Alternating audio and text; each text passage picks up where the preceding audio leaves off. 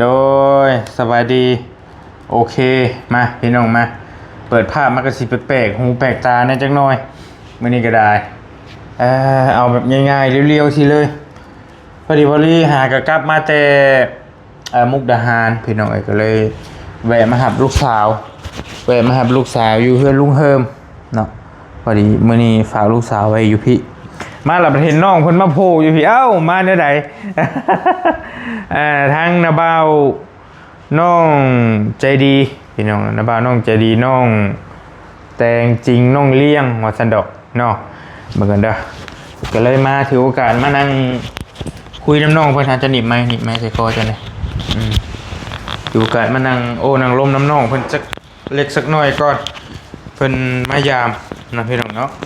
มายามฮอดพี่เลยแต่ก็มีแต่ชุ่มเฮาได้ไปยามเพิ่นนี่เพิ่นลงมายามบาดแต่ว่าบอลลี่ขึ้นไปหลายรอบอยู่บ่เคยเห็นน้องเพิ่นอยู่งานเจ้าอยู่ไสก่อนอยู่งานอยู่บ้านพอเขาเลี้ยงเผามันจะไปซักซับบ่มีไฟฟ้าดิบางทีก็ไปสักแม่โทรศัพท์อยู่พุ่นโดยอ้ายก็เห็นเจ้าอยู่ในคลิปลุงเฮิมอันนั้นถ่ายบ่ยาวบ่หยังถ่ายนะแต่ว่าอ้ายผัดบ่มีโอกาสได้เห็นเจ้าก็บ่ได้จักง่ายแม่นบ่ ไผเนี่ยที่เจ้าจักที่เจ้าลึ่งๆหน้าเนี่ยที่ไปหาอยู่ฮะมีแต่ลุงเฮิมแม่แล้วก็จักไผอีกนี่คนนี้ผูกกี่นี่แม่เอา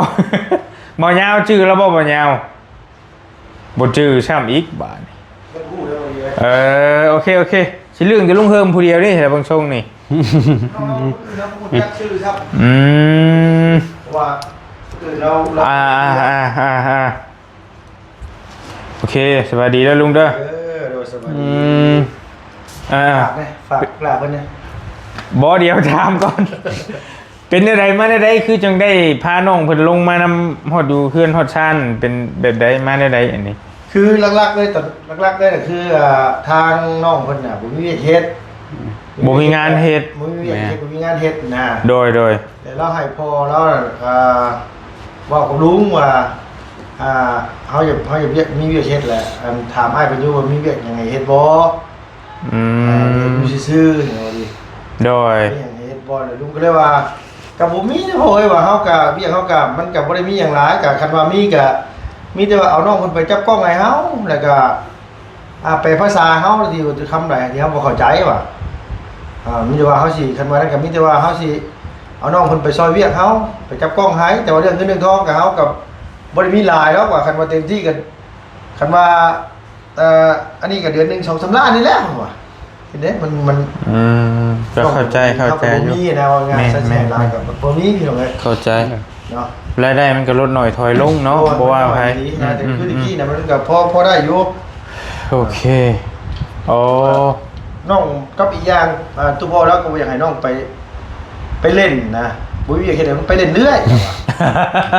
พ่อสิเด้พ่อใจใจเด้มันว่างเนาะว่างมันไปเล่นเรื่อยบ่ฮู้สิเฮ็ดไหมไปได้ทำเว้ยแล้วว่าผู้บ่าวบัดนี้โดยเอาน้องไปแน่เอาน้องไปซอยเวียกเนี่ยบ่มีหยังก็พอได้ให้มันจับกล้องจับยังให้ก็ได้แล้วว่านะจับกล้องจับยังให้กันว่าอันนี้ก็บอกสอนเอาแล้วว่าลุงแต่ว่าลุงว่าเบิ่งคนลุงว่าบ่น่าจะยากหรอกพี่น้องลุงว่าน้องเพิ่นก็บ่ได้เป็นคนเลวร้ายนะว่าง่ายซะแต่ว่าเฮาก็พอฮู้อยู่ถามตัวแล้วก็น้องบ่มักปากบ่ค่อยเว้าเก่งปานใดแต่ว่าหน้าตาผ่านพี่น้องเอ้ยแต่ว่าคันแต่งตัวดีๆแล้ว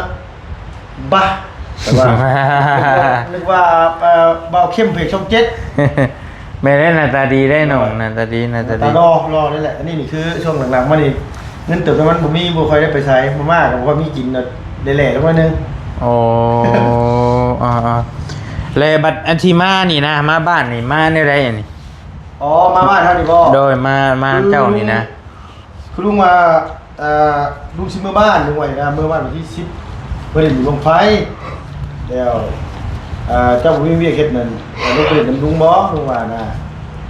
ลุงไปอยู่บ้านบ่ลุงไปเบิ่งบ่บุญไฟอยู่บ้านเพิ่นว่าไปเป็นไงเฮาก็สิให้น้องเพิ่นไปนำอยู่แล้วนะเลยว่า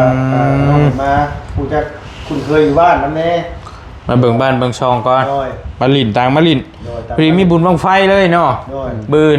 บุญบังไฟพี่น้องเอ้ย น้องเพิ่นว่าเพิ่นอยากเห็นเพิ่นก็เลยว่าฉันก็มีเจ้าเอาสิเมื่ออ้าย อื เมื่อก็ ม คือฮู้กันแล้วว่านั่งรถจักรได้ทำเมื่อยว่ะบ่ย่านดอกว่าเมื่อกี้จมมาก้นเจ็บก้น มึนเลยเติบบ่ เนาะมุดได้เลยนะครับเนาะ เขาก็ยังเจ็บอยู่จริง กินข้าวยังเจ็บอยู่เลยว่ะ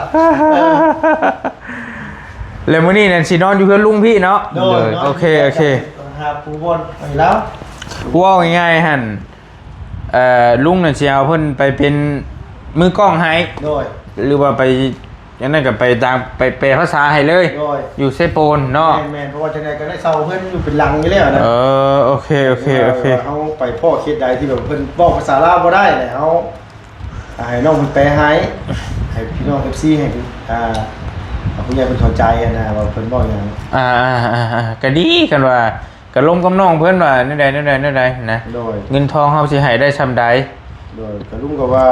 นี่แหละ คันให้อืม นี่เป็นยังบ่ทันได้เว้าหรอกเรื่องนั้นน่ะแต่ว่าก็คันเฮาได้คันบ่ คันได้หลายก็ให้หลายได้น้อยก็ให้น้อยหั่นนะก็ตาม แต่ว่ามันต้องมีขั้นต่ำเด้ขั้นต่ำเฮาต้องให้ตอนนี้เท่านี้เห็นไหมแต่ว่าคือลุงคือทีมงานหลายๆคนก็จมว่าคือเห็นคือฮู้แหละช่วงนี้พี่น้องรายได้มันก็แทบจะว่าจนบ่อยากกุ้มนะ บ่กุ้มแล้ว เข้าใจอยู่ เอาไปตลอดสินะแบบอีกอย่างเครื่องของทุกอย่างน้ำมันแพงขึ้นหลายเท่าว่าจริงน่ะ แม่นเข้าใจอยู่แล้วบัดนี้มันก็บวกน้องเพิ่นก็บ่ได้เฮ็ดหยังอยู่แล้วกับมันก็บ่มีหยังเสียหายหั้นนะความหมายว่าคำว่าเฮาให้น้องเพิ่นลางานออกมาไปนำเฮาเลยมันก็บ่เหมาะปานใดเนาะบวกกับก็บ่มีหยังเฮ็ดอยู่ น้องมีแต่เมื่อหันแล้วก็ยังมื้อคืนแล้วก็ไปเล่นแซ่ดินเช้าสินะ ตามภาษาวัยรุ่น แม่อันนี้ตุปอแล้วก็เลยว่าเอาน้องไปได้หามื้อแล้วว่าพอได้ไปเฮ็ดเฮ็ดงานนำพอได้มีเงินใช้พอได้ไปขอเงินเติมน้ำมันไปหาผู้สาวแล้วอ่ะแล้วไหวดีแล้วแน่ได้ โอเค เลยว่ากันว่านั่นก็มีแต่ว่าไปจับกล้องให้เฮาแล้วก็ไปภาษาให้เฮาแล้วว่ากันว่าเว้าภาษาชนชาติบ่ได้แล้วถึงบ่ได้ก็มีแต่ว่าให้น้องไปให้ว่าก็สิให้เนาะมาเดือนได้หลายๆเฮาก็ให้เพราะได้กุ้มอยู่กุ้มกินน้องอ่ะแหละแต่ว่าเรื่องกินเรื่องอยู่กับไปนำอ้ายให้กับบ่ให้ออกเนาะมีแต่ว่าอ้ายซื้อให้กิน พอดีเมื่อยแล้วโดยลูกโดยใช่น่ะ ผู้สาวว่าได้น่ะ ใช่ปะโอ้ยแซ่บเนาะใช่ลูกย่าไหนลูกสาวมาพากันมาจะใช่น่ะพากันมาจะใช่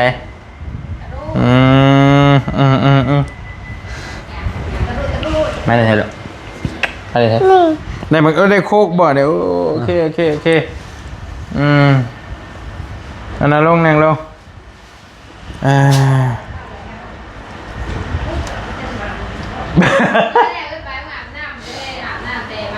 ว้าว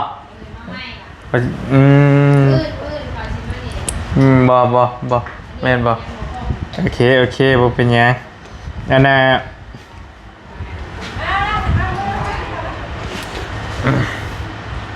นี่ผู้สาวผู้เดียวแต่หมู่ปลายบ่ปืนบ่ได้เป็นผู้สาวบ่เนาะว้าวโอเคอันน่ะเจ้าชื่อหยังเนาะ สุกี้ สุกี แม่ โอ้เท่าสุกีจักปีละปีนี้ ได้เลย19บาท2008 เกิด 2008 เบิ่งอันสิบ่เบิ่งโดยลูกนี่โอเค200เจ้าโอเคลุง2008ลบ2026 18 ปีเนาะกันเกิด 2008ช้ำกันก็มันนุ่นเลยเนาะโอ้พอดีกันเลย โอเคม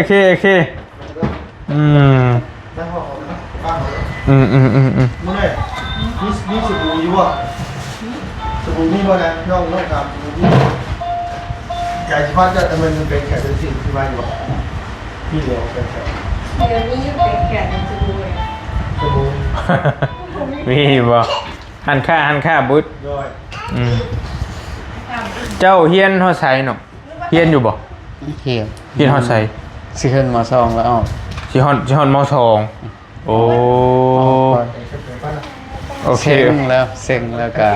ออกเลย จบมหนึ่ง แม่ จบมหนึ่งกำลังสีขึ้นมสองเลยออกบัดนี้เนาะ เลย อืม เอาเฮ็ดเวียกอยู่เฮือนทางสวน ดอย บ่ได้เฮ็ดเวียกตอนเผาโรงงานนี่ อืมออกมาแล้วก็เฮ็ดให้เฮ็ดสวนอยู่ แม่ น้ำเอ้ยกองมีอย่างเจ้าหั่นแหละเนาะอยู่น้ำกันฮัน ส่วนกล้วยแล้วเป็นคนเฮ็ดเหรอที่เฮ็ดอ่ะ แม่นบ่เออจะบอกไงแต่เฮาบ่มีโอกาสได้เห็นน้องเพิ่นไปเฮ็ดซื่อๆว่าซั่นดอกนี่เนาะ เดี๋ยวลูกไปชื่อนี่ก็ได้ไปมึงนะ โอเคบ่เป็นหยังเดี๋ยวลมน้ำน้อง ตอบได้อยู่หรอก เดี๋ยวลมน้ำน้องเพิ่นจักหน่อยก็สิเมื่อพักผ่อนแล้วเบาลีก็ได้โอเค ขาดแล้วเฮ้ย กินเลยได้ เอานั่งเล่นกิน ไปนั่งกินที่โต๊ะก็ได้ไปไปนั่งกินที่โต๊ะกินแล้วลาบชุกก็มีกินนี่กินอยู่หั่นแหละ เดินขาด เดี๋ยวพากันไปนั่งกินที่โต๊ะผมไป ไหนอยู่ก่อนเด้อ เอาไปนะแม่ไปพอสิลมกันระบามันจังหน่อยแม่น้ำโคกนะ อันนี้โคกเนี่ย ที่ขาไฟฟ้า ตัวได้ฟ้ามันโอเคเลย เล่นลูก มาเดี๋ยวพอปิ้นให้ได้บ่กุ้งไก่น่ะ เขียนหมดเลย ฮะ หมดเดิม เสียหมดเลย เอาถึงขา อันนี้ลูกสาวอ้ายอันนี้ ตาแพง คนนั้นเมียมีลูกสาวผู้เดียวนี่แหละ ให้กับนี่ลูกสาวมึงเองลูกสาว แล้วลูก คือ เพิ่ กัน ม ลูกจ้าพี่น้องมีลูกหล่ะลูกจ้าพอลูกยัง ยา ยังมาลู และ กก่อน ไปเลยเซิร์นไปเลยบานนี่โอเคพี่น้องเลยเจ้าเป็นลูกหล่าหมูแม่นบอก แม่ อันเหมือนกันเด้อเพราะว่าน้องพนีเหมือนกันเด้อสาวกองมีหันเป็นเอื้อยเจ้าแม่นบอกเจ้าไล่ไม่ให้อ้ายฟังนะมีจะคนพี่น้องเจ้า มี6คน มี6 คน แม่อ้าย2แล้วก็เอื้อย3 อ้าย2เอื้อย3โอเคอ้าย2เอื้อย3แสดงว่าพอเจ้าหันมีซ้าย3ยิ่ง3เป็นลูกแล้วนะแม่นน่ะอ้าย2 พ่อตัวนี้น่ะมีแต่กงมีกับน้องแล้วก็เอื้อยโตสวีนั่นเด้แม่จริงน่ะอันนั่นแหละ อ๋อเมย์จะมีผัว2 คนบ่ แม่น โอ้บริสร้างไทม์ได้อ้ายก็ได้อันนั้นยังไงก็ลูก ส่วนอ้าย2คนน่ะกับเอื้อยสาวแม่จีนี่น่ะต่างพ่อแต่ว่าแม่เดียวกัน โอ้เมย์น้องเจดีหันคนละพ่อกับเจ้า แม่ ผู้พ่อเดียวกับเจ้านี่มี สาวี สวี แม่จริงๆแล้วก็กงมี เมย์จริงๆและกองมี โดย สวีเมย์จริงๆกองมี4 คนทั้งเจ้าเนาะ บ่ซา 3บ่ แม่จริงๆแล้วก็กงมีแล้วก็น้องพ่อตัวนี้ อ๋ออันสวีบ่เมย์จริงๆนะ แม่ โอเคไอ้หนึ่งว่าสวีต่างหากเมย์จริงๆต่างหากนะโอ้เป็นคนเดียวกันโอเคผมบ่ได้สร้างถามชื่อเล่าบ่อยากชื่ออะไรเมย์น้องแต่งจริงหันเป็นเอื้อยผู้นี้นะน้องกองมีก็เป็นเอื้อยผู้นี้นะเป็นน้องไอ้และอันเป็นพ่อเดียวกันและโดยแกตัวได้อีกกันนะลูกพี่มานะ นั่งที่ขาลูก มานั่งรินน้ำนี่พี่ลูกนั่งลงมออยู่ลูก โอเคไปนั่งรินลูกสาวมาลินแต่เช้าโหนึงก็มาฝากเพิ่นไว้พี่น้องแต่11 โมงเพิ่นก็ได้โอเคพอหูเรื่องราวแล้วซะเพราะว่าส่วนหลายอ้ายขึ้นไปหั่นก็สิคุยแต่กับน้องเลี้ยงน้องแต่งจริงน้องใจดีหั่นแหละ2-3 คนพันนะส่วนใดกับน้องกองมีก็ได้คุยน้ำอยู่กองมีก็ได้ เมื่ออ้าย2คนน่ะก็ต่างพ่อ อ๋อ ครูอยู่โรงงานกับน้องนะแล้วก็ครูอยู่เพื่อนนั่นเดียวเอาเมียนตามพ่อตัวนั้น แต่ยังน้อยพอบอกว่า โดย พ่อน้องเลี้ยงหั่นต่างพ่อกับอ้ายผัวเมียอยู่ในเฮือนน่ะก็ต่างพ่ออีก โดย แล้วก็ แม่จะดี เมเจดีแต่เป็นพ่อเดียวกันบ่ แม่ พ่อเดียวกัน3คน นะแล้ว โอ น้อง เค สามคนน่ะเป็นพ่อเดียวกันตัวนี้ โอเคฮู้แล้ว แต่ว่าอ้ายผู้อยู่ของงานน่ะพ่อตัวนี้เอาน่ะเมียน่ะ3คนเลยผู้เขาอยู่ของงานน่ะเด้แต่ปะกัน อ๋อ ยังแต่ผู้นี้แหละผู้ตัวอยู่นำนี่มีแต่ผู้เดียวนี่แหละพอเอาเมียให้ อ้ายบ่ค่อยเข้าใจปานใด น้องว่าผู้ต่างพ่อนี่น่ะพ่อน้องน่ะเอาเมียให้3คนว่ะพ่อน้องเลี้ยงน่ะมีเมีย3ว่ะ อ๋อพอน้องเลี้ยงมีเมีย3คนแล้ว แม่น แม่นบอก แล้วมีเอาแล้วก็ปะเอาปะ โอเค พอเลี้ยงน่ะดุแต่จับเมียเราเป็นอะไรนะ อ๋อ เฮ็ดกินก็ว่าบ่เป็นยานไก่เป็ดก็ว่ายาน โอเค คือบอกไงพอน้องเลี้ยงแล้วเป็นคนดีคนดูคนมั่น แม่ แต่ว่าปัดเอาเมียผู้ใดกับเมียบ่ค่อยอยากอยู่นะเมียขี้คร้าดเมียยังไป แม่ โอเคเป็นไปนั่นเนาะ เดี๋ยว แล้ววันนี้ปัจจุบันนี้น้องก็อยู่บ้านอยู่ไฮอยู่สวนหรือมีก็อยู่ประจำบ้านอะไรมันบอกว่ามีงานเน็ตเนาะ เธอก็ไปลิ้นไปซักซับเขางานจีนก็บ่ให้งอน2 เดือนแล้วบ่ได้ยังบ่ให้ ยังบ่ได้เงิน แม่ เอาคือเป็นจังซั่น ปกติกับพ่อเลี้ยงเขา2 คน เจ้าก็พอน้องเลี้ยงเผาน้ำกัน แล้วก็เลี้ยงจะดีไปนอนนำกลางคืน ได้เดือนเท่าไรหาเผาอยู่ เดือนล้านปลายน่ะ2 คน เดือนละล้านปลายพี่น้องก็ถือว่าบ่ได้แพงได้2,000 บาท2,000 กว่าบาทอย่าดื้อแล้วลูกถึงเพิ่นได้ให้ลูกก็โอเคน้องอ่านได้เขียนออกเนาะ เดี๋ยว อ่านพออ่านได้เขียนออกพอไปพอมาภาษาลาวพอได้แล้วก็ภาษาลาวถึงเจ้าได้เบิดเนาะ ได้ ได้เบิดทุกอย่างอยู่ แต่ เนาะ ภาษาหยังก็เอิ้นน่ะภาษาหยังก็ ภาษาเนี่ย น้องบ่เข้าใจภาษานั้น มันมีภาษาหนึ่งเป็นชนเผ่าอยู่บ้านเจ้าเนี่ย แม่ เจ้าว่าบ่เป็น บ่ค่อยอยู่บ้านนะเดียวอยู่บ้านสกีนี่นะ แถวบ้านสกี จัเผาหยังพอน่ะหมอกล้องกับบ่แม่นน่ะ โอเคความหมายว่ามันอยู่ลาวเทิงมันก็บ่มีบ่ได้เป็นภาษาเดียวแม่นบ่ แม่น มีหลายภาษาอี มี ก หลายภาษา พี่น้องเลยอยู่ อยู่เราวเทิงกับบริเวณที่ว่าภาษาเราวเทิงอย่างเดียวอีกบ่หลายภาษาหลายซับภาษา ภาษาตะโอยบ่ภาษาตะโอยนั่นน่ะ ภาษาตะโอยนี่บ่แม่นอยู่ลาวใต้บ่ตะโอย แม่นแหละ แม่นบ่ตะโอยนี่ งงเลยภาษานั้น อยู่เซโกงบ่ไป แม่นแหละเท่านั้นแหละ แม่นบ่ น้องบ่ฮู้หยังเลยภาษานั้น มันคนละภาษากับเจ้าแล้วบัดนี้เนาะ คนละภาษาเลยกับ โอเคก็ถือว่าลาวเทิงเนี่ยได้แต่ว่าส่วนหลายกับมันมีแต่ภาษาลาวเทิงน่ะติ แม่นมีแต่ภา ช่ ษาว ยไปนะบางทีเฮาก็เฮาบ่จักเด้บัดนี้แหละก็คุ้มหมายว่าชาวลุงเฮิมได้น้องคนไปนำมันก็โอเคเปภาษานั่นโน่นนี่บางทีชุกเขาเจ้าหลอกด่าชุกมาให้ก็บ่จักนะมันบ่จักก็ดีหรอกได้ ฮู้หมด เขาเจ้าด่าอย่างๆๆบ่อย่างนี้บ่จักว่าดิแต่ว่าคือน้องเพิ่นไปนำก็โอเค ภาษาเทิงน่ะฮู้หมดเลย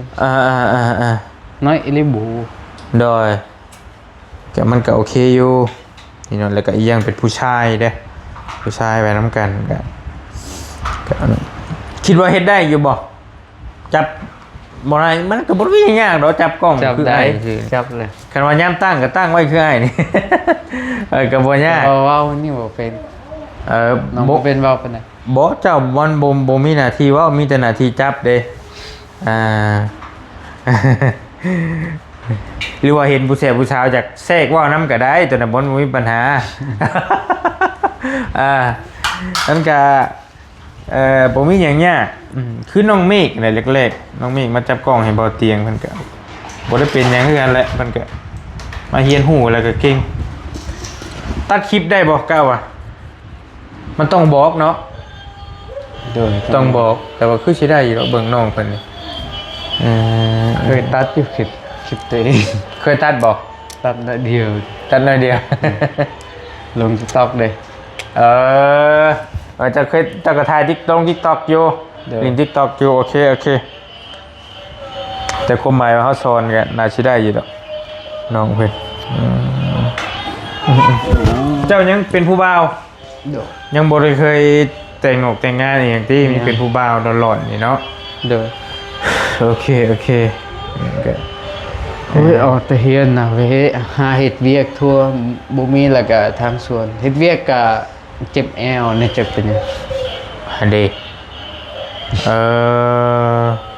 นั่นแหละน้องบ่ค่อยเฮ็ดเวียกปานใดเดี๋ยวนี้เข้างานจีนบ่ให้เงินตาย ไปขวดอยู่บ่ โคตรแต่โดนจะ เป็น พอนี่ เป็นหมักไข่ลังไปจักเคย เพราะว่ากันนะ แม่นบ่เจ็บแอวแม่นแท้ได้ ไม่ได้กวดนะเจ็บ ไอ้ได้ยินเขาเจ้าว่า นี่นางนั่นนี่ก็เจ็บนี่น้องเจ็บนี่ หวยมันบ่ปกติแล้ว นั่นแหละน้องบ่ค่อยเฮ็ดเวียกอยู่เฮือนน่ะเขาบ่ให้ยกคงนักเขา